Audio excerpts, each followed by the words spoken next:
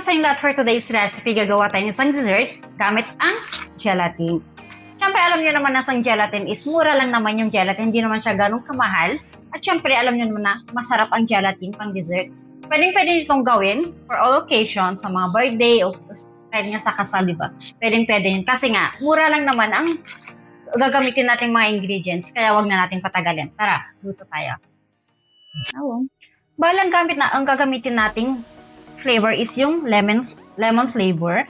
Bali, ang isang pakote dito is 20 grams. Bali, ang instruction neto ng paggawa ng gelatin is 250 ml na mainit na tubig, tapos 250 ml na malamig na tubig. Pero ang gusto nating gelatin is yung medyo matigas-tigas, kaya babawasan natin yung tubig niya. Bali, ang ilalagay lang natin is 400 ml kada isang pakote. At dahil sa dalawang pakote ang kailangan natin, bali magiging 800 ml yung gagamitin nating tubig. Bali, dito sa bowl natin, maglalagay tayo ng dalawang pakoting lemon flavor, yung gelatin flavor natin. Bali, 400 ml na mainit na tubig.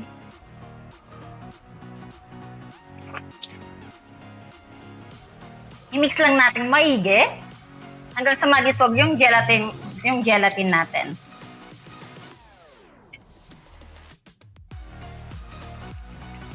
Pag na-dissolve na lahat yung gelatin natin, ang gagawin natin is 400 ml na malamig na tubig. Bali, ang total na tubig na nilagay natin is 800 ml. Yan, haluin mo lang siya. Yan, okay na yan. At ang gagawin natin dito is dito sa baking pan natin, ilalagay natin dito yung gelatin natin. Yan. At ilalagay natin sa ref mga 2 hours hanggang sa tumigas yung gelatin natin.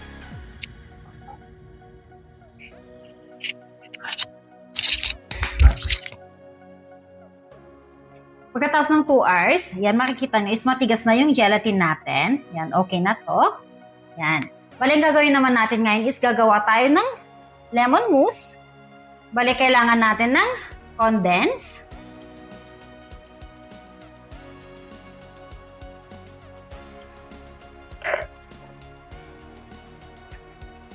All-purpose cream. At lemon juice. At ang gagawin lang natin is haluin natin siya.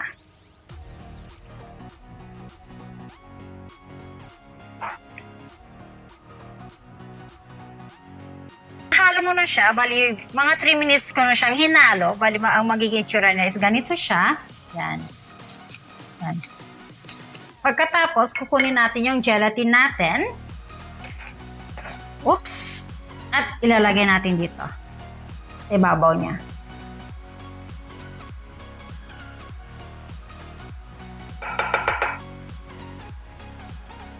Yan. Ayusin lang natin siya. At baling gagawin natin is ilalagay ulit natin sa ref hanggang sa tumigas yung lemon mousse natin.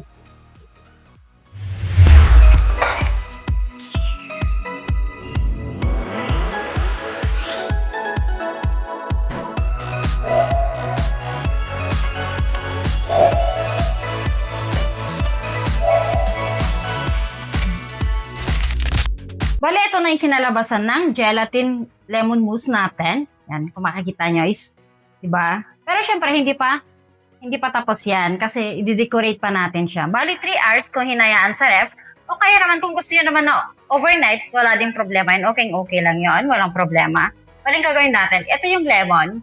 Bali, gagawin natin is, gadgarin natin yung pinakabalat niya for decoration naman. Para mas maganda naman siyang tignan. O kung sa tingin nyo is ayaw nyo, wala din problema. Pero siyempre, mas maganda tignan pag may yung balat ng lemon kasi, di ba, maganda siya tignan. Yan. Ayan. Nagadgad na natin yung pinakabalat ng lemon. Tapos ang gagawin natin is hiwain natin yung lemon. Yan. At gagawin natin for decoration dito sa kinagitna niyang ganyan, oh. Yan, mga ganito lang siya. Tapos, Yan. Lagay natin dyan sa gitna. Gelatin lemon mousse. Ayan, bulol tuloy, di ba? Yan. Di ba? Sa tingin pa lang is, wow, napakasarap na niya. Kaya ano pa, ano pa hinantay natin? Tara, tikman natin siya. Tara, tikman na natin siya.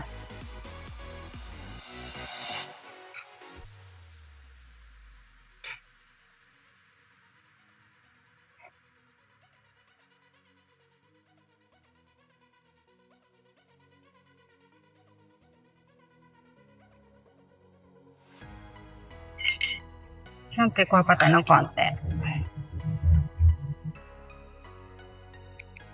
Mmm.